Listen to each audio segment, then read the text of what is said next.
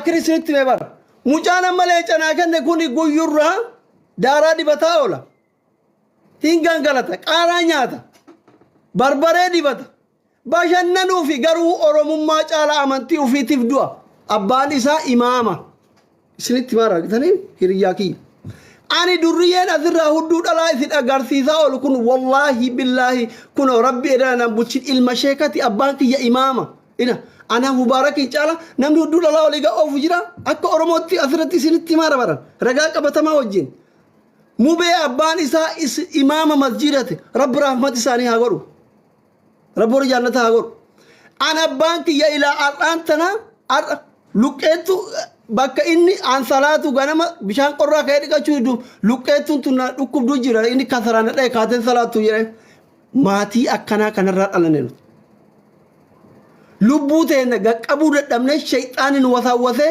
hudduu dhalaa laalla malee amantii teenya jibbinee miti never ever isinitti maaraan qoosaa dhiisaa nuti amantii teenyaaf duuna ila qabsoo biyya galuu dinnee miti yeroo isin amantii teennarraa taa'uu diddaan gallee dhumnaa isinitti maara bara karaa gabaabaa oromummaaf 4 kiiloo seenuuf oromoon bilisoomuuf bosonan seenne miti amantii keenyaaf gallee duunaa jechuudha isinitti maara achirraa maaranyaa lomna garaachu karaa gabaabaa isini galee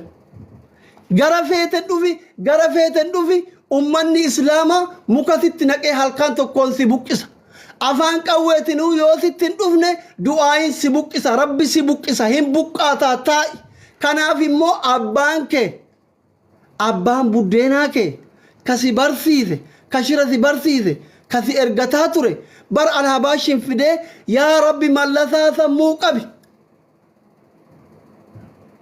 masjida hundaa xiqqaa guddaan ummanni islaamaa kun itti ka'e mallasaan qabsoon buqqa'uu dide qawween abaa'uun buqqisuu dadhabde kajaarran abbaa gadaafaa qawween buqqisuu dadhaban du'aayii ummata islaamatiin sammuun dhoote jechuudha du'aayiin ummata islaamaa nikularii ati liqeeffattee turkiraa liqeeffattee tigrootan cafaa baate san caaltii sin jedha ati 4 kiiloo deette tigraayitti ergaa turtee miti ummanni islaamaa bakka taa'u rukuu alama saraatee daaraa si godhaa warri aangorra jirtan warri masjida diidan lakkaa hin dhayamtanii haga wallaaluma kiyyaatti isinitti hima dhiisa nikulariin ummata amantii islaamaa kireeffachuun barbaachisu bituu hin barbaachisu rimootii hin barbaachisu no never ever miti ka turkiiti miti ka biyya biraa yoo fidde no jalaan deebu dhiisaa gaarii miti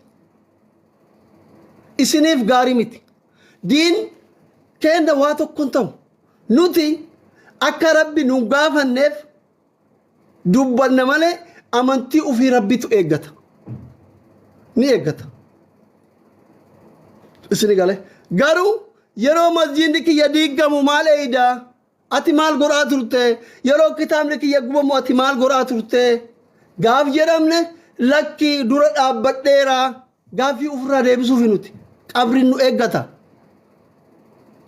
dirqama keenya bayataa jirra malee yoo nuti guutuu callifne diin ufii rabbitu eeggata jechuudha aksaa laali guyyurraa boombiin itti darbama maan gubanne maan banne maaliif hin irranne guutee salaatama bara fakkeenya furachuun qabdu karaa gabaabaa sammuun qabdu masjidul aqsaa laali siin jechuu jira bara so warri arra ilma abbaa gadaati ilma oromooti maarreedha jedhee aangorra fitiisaa jiru kun hundi warri abboota kee abbaa buddeenaa wayyaanee irraa kuffise kadheen gaddallee diroon isii wajjin tumaa ture irra guddaan isaanii parsantiin 90 ijoollee islaamati akka oromootti yoo fudhanne dhibbarraa parsantiin 90 or 80 ummataati masjida jalaa diiguu jirtu kana ummata kanaa walloltee gondar galuuf soddoota kee ajjeeftee fixxe warra abbaa buddeenaatti galuuf diroon irra shanaa baate yeta abbaati noo mit gaba ani bar kana dhibu kana bar masjida diidee jimmaan galuu hin dandeettu bar abbaa fete ta'i masjida deeyidee Arsii galuu hin dandeettu. Masjida deeyidee Harargee galuu hin dandeettu. Mungkin shawaa keessa mimmilixee ani gandummaaf hin jenne xiqqoo jiraachuu dandeetta. Maaliif warri amantii biraa qabu boru si araarsa jaarsummaan si araarsa si bulchuu danda'a. Ila bakka amma masjida radii dukana si bulchuu danda'an nuti si araarsuuf sanuu. Masjida keenya diigamuu sitti jaalatanii osoo hin taane guyyaa lama sadii si galee kanaaf kutaa guutuu ummata bal'aa ummata baay'inaan gimmaashni ummata isaanii amantii islaamaa hordofu ka Silxeen dabalan ka Guraageen dabalan ka Amaaran dabalan ka Tigreen dabalan Oromoon qofti gimmaashni biyya sanii ummata amantii islaamaa hordofu. Ummata kana masjida 130 jalaa diidee eenyu abbaa kee bulchuu hedda akkamitti buluu heddaadha. Gaarii miti. Nuufillee nu homaa nu gootu. Amantii teennallee homaan gootu siif gaarii miti. Isin warra aangora jirtaniif gaarii miti. Arrallee seeraaf dhiyaatan borullee rabbi isin gaafata jechuudha. Addunyaa irratti illee gaafatamtanitti akiratti illee gaafatamtan. Seenaa xuraawaan hojjetinaa. Seenaa xuraawaan hojjetinaa. Taappii godhaa koppilinkii godhaa hundi keessan. Taappii koppilinkii godhaa. Hin jaalatan. Kaampaanii hunda keessa feesbuukii, yuutuubii hunda keessa warra mootummaa hojjetu jira. Riippoortii gooti. Amma feesbuuka osoo haasa'e hin guban. Yuutuubii irra taa'uun dhoogan. Anamma yeroo baay'ee ijoolleen maa waa Oromoon dubban maa waan keenya dubbanen. Feesbuukni kiyya torbaaniin gubataa oola. Yuutuubiin torbaaniin gubata. Sarraatanyaa achi keessa qaxarattee waan ati haasoftu eedee tiraansileet waan riippoortii gooti. Indazaa adeela. Hin gowwoomina. Ijoolleen amma aangoo hirtan kun hin gowwoomina. Tokko yoo Oromoo tokko ajjeefte arra tokko ajjeefte 10tu dhalatee bula. Yoo arra akkaawuntii nama tokkoo gubde akkaawuntii gubde malee si galee yaadne nama sanii hin gubanne. Si galee anamma akkaawuntii nama 1000 takka qabdu yoo dhaqe namni na beeku ana hordofa malee akkaawuntii kiyyaa miti. Si galee ati ka gubde akkaawuntiidha malee aslii miti jechuudha. Yaada na keessa anaa ta'u miti badas gaaris haa ta'u waan anaa ta'u san hin gubne jechuudha. Kanaaf furmaanni maalinni wal danda'uudha wal kabajuudha amantii waliif danda'uudha. Kana gochuuf immootu masjida diiguu dhiisudha jechuudha. Obboleewwan kiyya ka amantii kiristaanaa fi amantii pheenxee hordoftan akkuma gizee nuti amantiin keessan tuqamu gabbaanee isin wajjin dhaabbannu gabbayaan waliin dhaabbadha. Oromummaa walitti qabna wayita. Yoo masjidni keenya diigamuun isin gammachiise mootummaa sagalee ta'a. Diina fi fira keenya addaan beekuu barbaanna nuti akka Oromoo Islaamatti kanuma. Yeroo beeta kiristaanii tuqamu yeroo wanti tokko waa ta'u nuu miti sheeyni keenya gabbaa'e isin wajjin dhaabbata. Finfinnee har'a masjidni keessatti diigamaa jiru kana miskiina amantii Islaamaa hordofu Hararii ka amma kana miilli isaa shamee lafa ciisu jira Finfinneen mucaa gizee hunda gastira deemee isin kadhatu ka yoo nullee mallaqa isin gaafannu hin kennineef barsiisadha. Barsiisaa yuunivarsiitii Harammayaa barsiisaa Eliyaas namni jedhamu hin beeytamu hin beeytan asitti dhiyoo kanaayyuu anuyyuu isin gargaarsa isin gaafatamafi ture.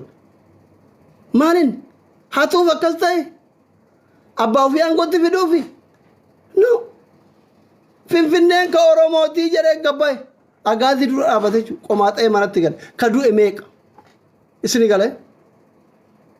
Kanaaf nuti akka hordoftoota amantii Islaamatti akkuma gaafa amantiin keessan tuqamu isin waliin dhaabannu akkuma gaafa beeta kiristaanni keessan tuqamu isin waliin dhaabannu akkuma gaafa irreechaa isin dhooggan isin waliin dhaabannu har'a yeroo masjiidni keenya diigamu nu waliin dhaabbadha obbolummaa keessan nu garsiisa. Yoo masjiidni keenya diigamuun isin gammachiise isin galee isin gammachiise mootummaa deeggaraa nu garsiisa. Maaliif jennaan amma booda Finfinneen ka Oromooti jedhee miskiinni gabbayee du'uun qabuu ka. Are you understand? Isin galaara? Miskiinni Hararge katakkaa Finfinneen beeyne. Miskiinni Baaleen katakkaa Finfinneen beeyne. Gujii Booranni katakkaa Finfinneen beeyne. Ka Arsii katakkaa Finfinneen garfii jirtuun beeyne. Xarafa naannoo Oromiyaa ka Wallaggaa.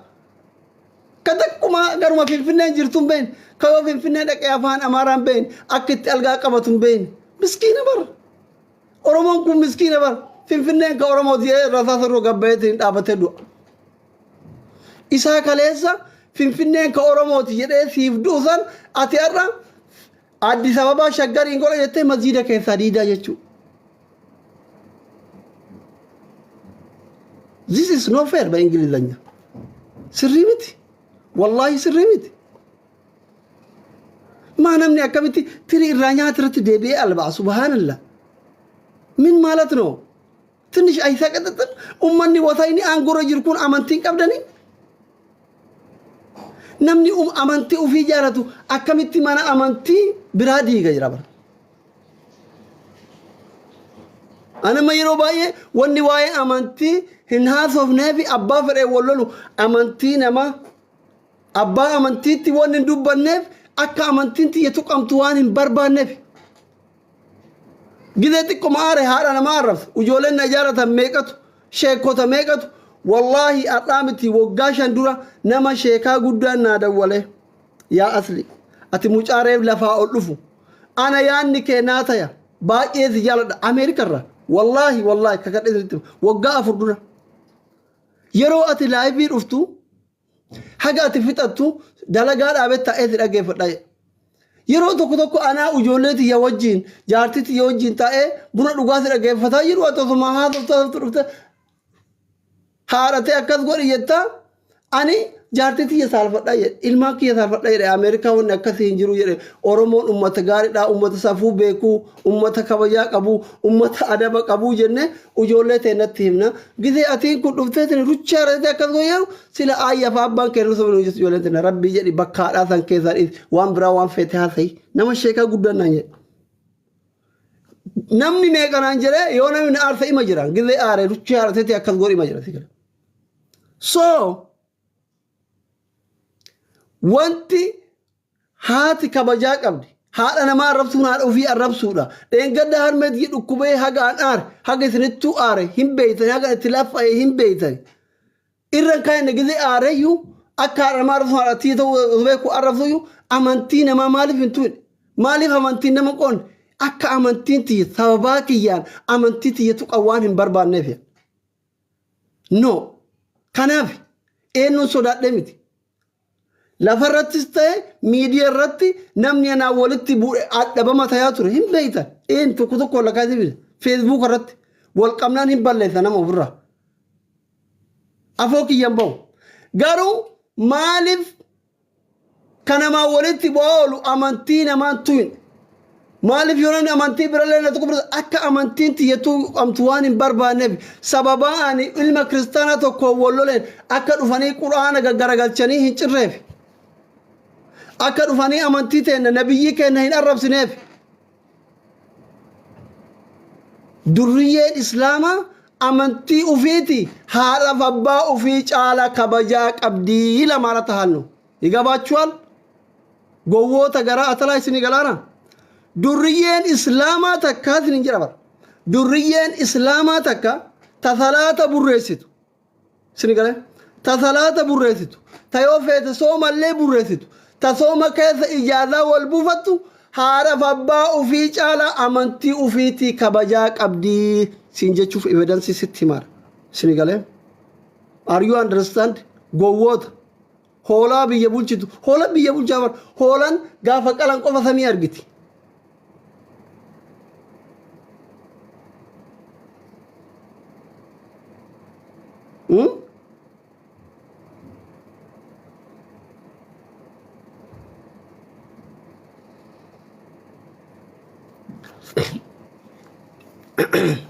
baay'ee nama gaddisiisa.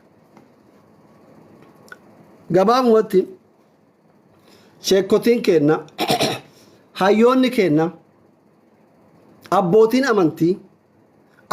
amantii biraas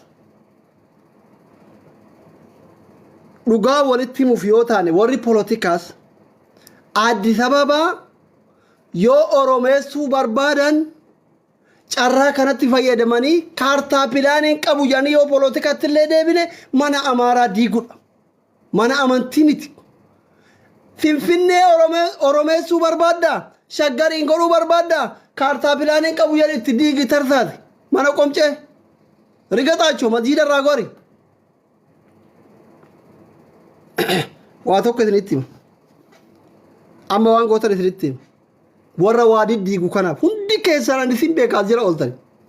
Inni taa'aa qaalle. Ani warra asirraa feemasii fi baalaasixaanii fi hooggantoota asirra jirtan isinitti himaa hunda keessan. Namni xiqqoo nuti si caalla jedhee funfun jedhu yoo jiraate nama sadi qofaan.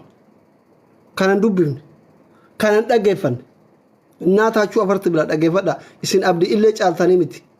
Saamuraa caaltanii miti. Abdii illee fi saamuraanuu qilixxoo ta'anii liivii kiyya dhaggeeffataa qamaa jire. Saroota warri kalee isin ergataa ture jechuudha. Dhaggeeffadha. Ila ani namni inboxii gizee barreesseef naan deebifne Oromoo keessa. Amma yeroo tokko tokko atliin naafaminaami jettanii wallaahi namni hagaarraa ani dubbisiin jabaa Oromoo qabdu keessa Abiyyi jettan Jowaari Marro. Sadiin tara qofa.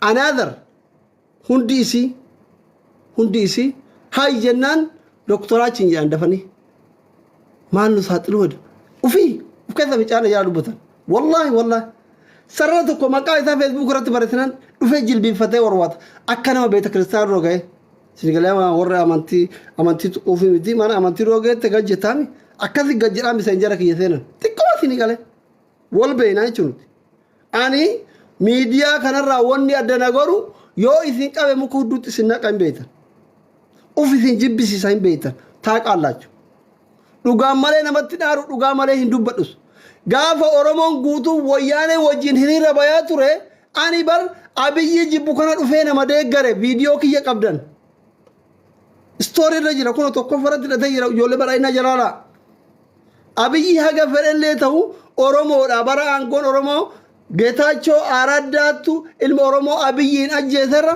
Abiyyitu Geetaachoo ajjeesee wayyaa seenan nu gaafata ilmaan keenya itti saalfatan jedhee kaw diyaaspooraan hundi wayyaanee wajjin hiriira itti baa ture ala kanaasii arabsaa turan osoos dalagaa kee jibbu si deeggaraa ture waa wal bira qabee deeggaraa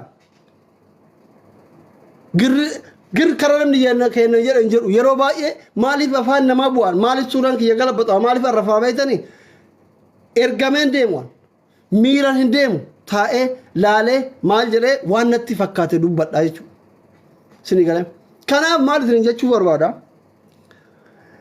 Addis Ababaa shaggar godhuu barbaadda taanaan Itoophiyaa Oromoo fakkaattu ijaaruu barbaadda taanaan kolkoleen aangorra jirtu masjiida diidemi sittima masjiida diidemiti beeta kiristaana diidemiti mana warra soddaa keetii diigii guma baastaa tabarsilaate uffay Oromoon guutuun hin gammada bar carraa kanatti fayyadamtee andeen gadda gaafa suuraa san arge wallaahi hin gammada bakka namichi kun suutaan guma Oromoo baasuu eda carraa kana miskiina meeqatu tujjaara taasila irraa qabdeetuma itti qayyajitee mana 100 ka Amaaraa kanatti qayyajitee tarsaafta Oromoon Finfinnee keessaa mana qabu hin jiru achi garagalchiteetuma diida kaartaa pilaan እንደዚህ ነው በቃ ኒውዮርክ ጎረዳምት እንዴት ቢፋራ ዋን ijaarrateetuma diida gaafa ijaartee keessatti Oromoo itti galchita uffoo jedhee ummanni ati irraa dhalatti si eebbisaa jiraata jechuudha waggaa kuma tokko bulchitaa jechuudha gaafata hinde Finfinnee Addis Ababatti ka jijjiire ummanni islaamaa si weeraree miti bara habashatu Gondar irraa dhufee afaan Oromoo ufi wallaachisee salaatuu si dhoggee soomuu si dhoggee Muhammad Kadir Abdalla jechuu si dhoggee sihii miti obboleewwan kee warra ijoollee tufaa muna fanniseetiin Addis Ababaa godhe bar maaloo seenaan beeytanii seenaan dubbiftanii min maalat ነው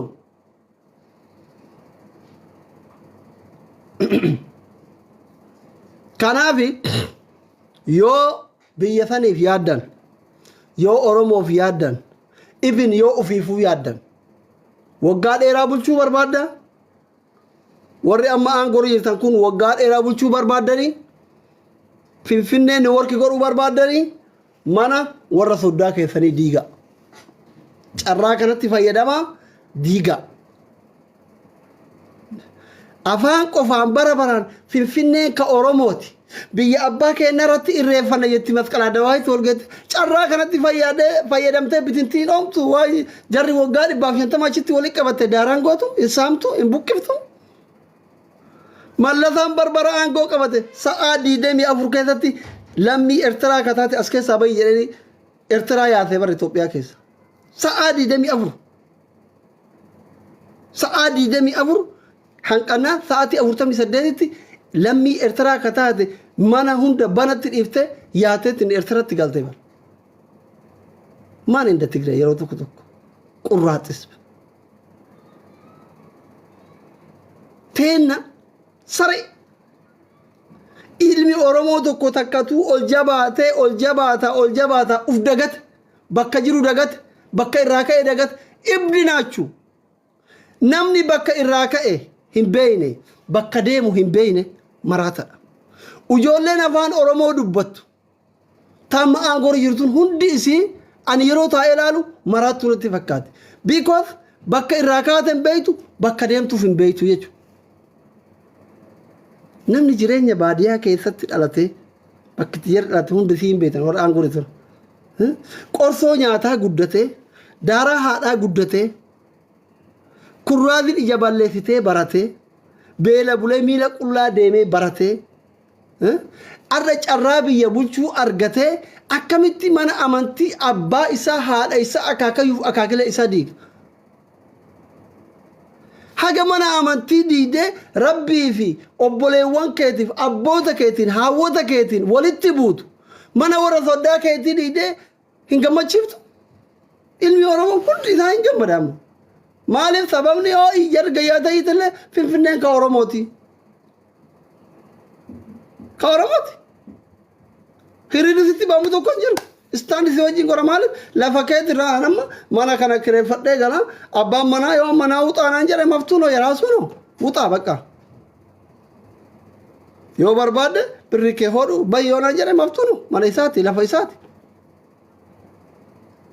Finfinneen ka Oromooti seeranis heeranis kenna handhuura Oromiyaati mana bulgee kafeete yoo diide guutuu yoo diddiide magaalaa biraa shaggar ijaaruudha Finfinnee miti Addis miti leela Addis katama Addis simaa wooxaallo warri ammas keessa jirtan yuuxoo yoo jette Oromoon guutuun si deeggara jechuudha hundi si deeggara hundi as deebitee garuu warra waggaa 130 achi keessa jiraatee achi keessa luphee baasee achi keessatti obboleewwan keenya fannise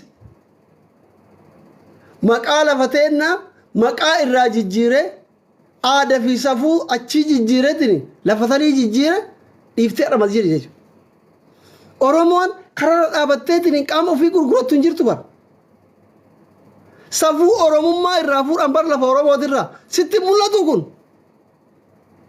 quban qabdu yoo har'a 4 kiiloo seenteetiin wallaalte duraan gaafa ijoollummaa hin agarre nadhoon Amaaraa karaa dhaabattee adaarisitti noo 5 birsiin jetti ba